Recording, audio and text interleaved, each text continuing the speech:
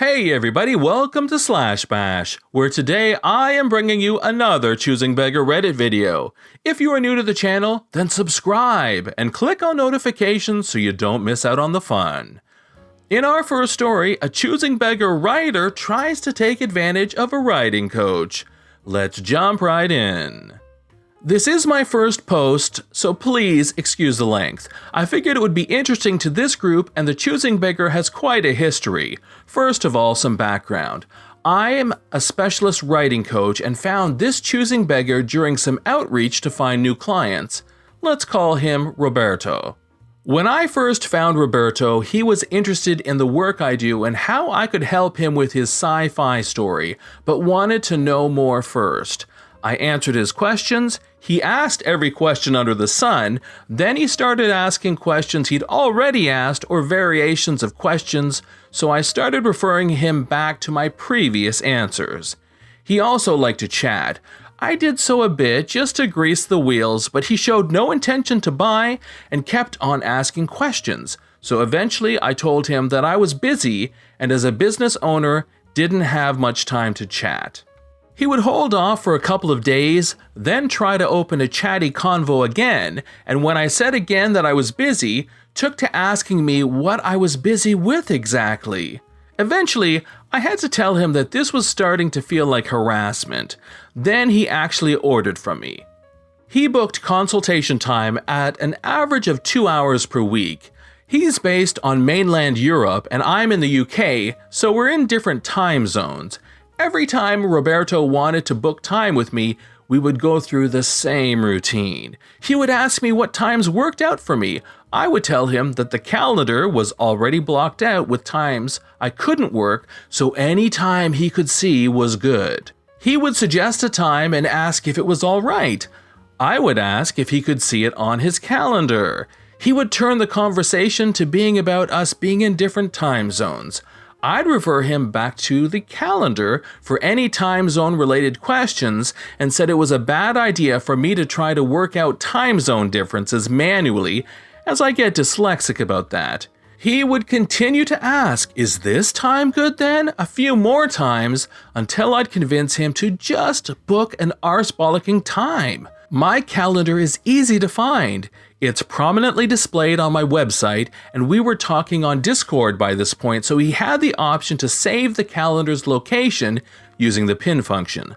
I pointed this out to him many times. He never used it, and every time he wanted to book in with me, he'd ask me to give the calendar link again.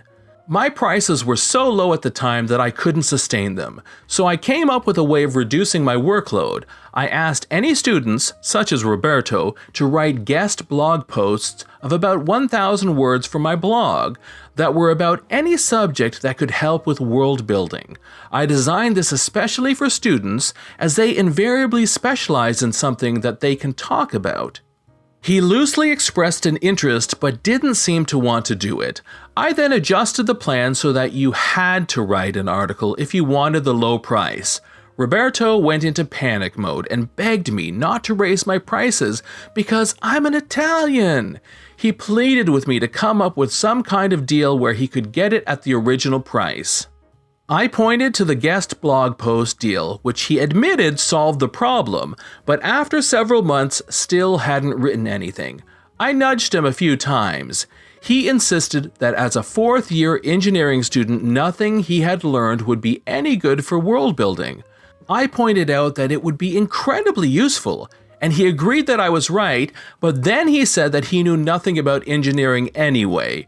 He also somehow decided that I was asking for a heavily academic 10,000-word article that would take hours and hours and hours to write. He asked if he could write a blog post introducing his sci-fi world instead. I said no and explained that the point of this deal was to provide information to other world builders in my online community and that writing a promotional piece wouldn't help with that. I wrote an example myself and showed it to Roberto. He expressed relief and said he'd be happy to write something. A few weeks later, I nudged him. He'd reverted to his original position. I was asking for a heavy 10,000-word article. I reminded him again it was only 1,000 words that I wanted. Sometimes he made comments about wanting a consultation, but that he couldn't afford it, so we talked about his guest post a few more times. He pleaded poverty and said he'd write it sometime. Eventually, I had an informal chat with him one evening about whatever engineering thing he'd been working on at the time, which turned out to be networks. I figured he would be happy to write the blog posts I wanted once he'd done the first one and seen how non-scary it was, so I asked him quite a few questions about networks and kept his replies, which I compiled into an article and then showed it to him. I explained what I'd done and asked if he would be happy to check it and make any changes he wanted.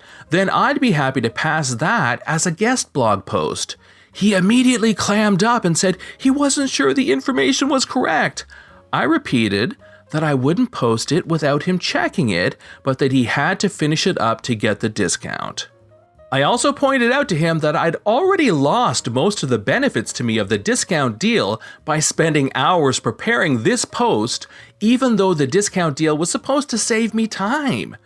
Throughout all of this, he wanted to talk about the various stresses in his life. For example, he sent me a copy of an email his girlfriend had sent him where she had asked him to stop pushing her into sexual acts she wasn't comfortable with. He was furious and told me that she was frigid and had betrayed him by ever pretending to be comfortable with it, and that her email was absolute zero cold. I didn't think so and encouraged him to see her perspective. I then asked him whether she'd given her permission for him to share this email. She hadn't. I didn't say so, but I seriously considered telling her about that. I didn't at the time, but I'm still somewhat on the fence about this. Roberto wanted to tell me about all his various anxieties. I told him that I was very busy, and if his life was that distressing, then perhaps he should talk with a therapist. He agreed and has mostly quieted down, although he tries to sneak in talk about his life whenever he can. A few weeks later, he asked me if he could write a guest blog post about his sci-fi world instead. I was so worn out feeling his constant begging for lenience, and I had been thinking about writing blog posts to feature some of the artistic work of my clients that I said yes, but I wasn't too happy about it. Surprise! He still didn't end up writing me anything. That takes us up to nearly the present day. A couple of months ago, I mentioned to Roberto that I was applying for grants and that if I could get a generous one, then I could offer concessionary rates to students like him. He latched on to this idea strongly. He keeps saying he hopes I succeed in finding a grant, but he just wants those cheap rates without having to earn them. Roberto recently pledged to a very cheap tier on my Patreon, where you get a few minutes of feedback on your creative writing. He asked if he could use several months ahead as he had a particular aspect he wanted to work on with his sci-fi project. I reluctantly said yes.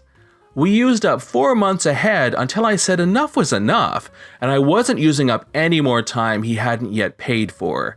He seemed oblivious to why I wouldn't use unpaid for time for everyone, and even suggested I use a spreadsheet to record all of the unpaid for time I was granting people. He didn't seem to understand that I need, let alone deserve, to get paid for the work I do. I am a very patient person, but I am losing patience with Roberto. Earlier this week, he asked for another consultation session. No mention of using the guest blog post to get a cheaper rate, despite him being short of money at the moment. Strike one. He tried the old runaround about what time would be good for me. I avoided the usual back and forth by telling him he'd need to look at the calendar for that. Strike two. His answer was, "Oh, okay," and nothing else. He hasn't booked anything as now he is sulking with the hope I will rescue him once again. No chance. Strike three. I love to help new writers. There is something amazing about coaching someone and having them transform their writing skills. One of the reasons why I went so above and beyond with Roberto is that I felt that he lacked confidence. Sometimes all it takes is a little extra support for a new writer to start to bloom, and that is why I talked with him as much as I did, but Roberto has taken advantage of my generous nature more than I think is reasonable. That is why I felt the need to post about him here. In story number 2, A Choosing Beggar is having a birthday party. and would like our OP to cater the event as her birthday present.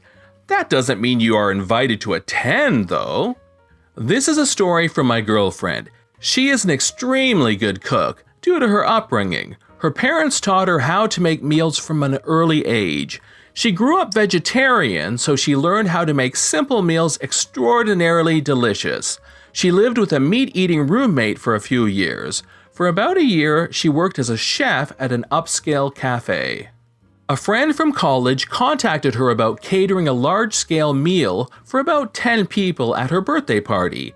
She told my girlfriend that she should do it for free as her gift. Had she been willing to buy all the food, I genuinely think that my girlfriend probably would have done it. Rather, she expected her to buy all the food, including specifics such as sweet corn, rack ribs, etc.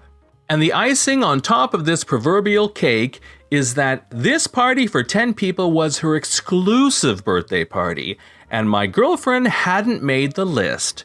She could cater, but she was only allowed to the general birthday party prior to the special event, where the special meal would be served. It genuinely baffles me how people are so entitled, spoiled, and just plain stupid. In our final story, a choosing beggar thinks that the cost of catering his wedding dinner should be less than the cost of going to McDonald's. Thank you so much for inquiring about our services. I wanted to reach out specifically with regards to budget and pricing. Per the email below, it looks like you're seeking a plated wedding for $5 per person. Is that accurate? Generally, our pricing for full-service catering starts around $50 per person. I'm attaching our wedding booklet for you here, which contains a variety of menus and all-inclusive price points. Hopefully this gives you a good idea of what we can offer. If you believe we could still be a good fit, we would love to customize a proposal for you. Considering that this is a wholesale exchange, $5 does not seem unreasonable, and I am certainly open to counteroffers.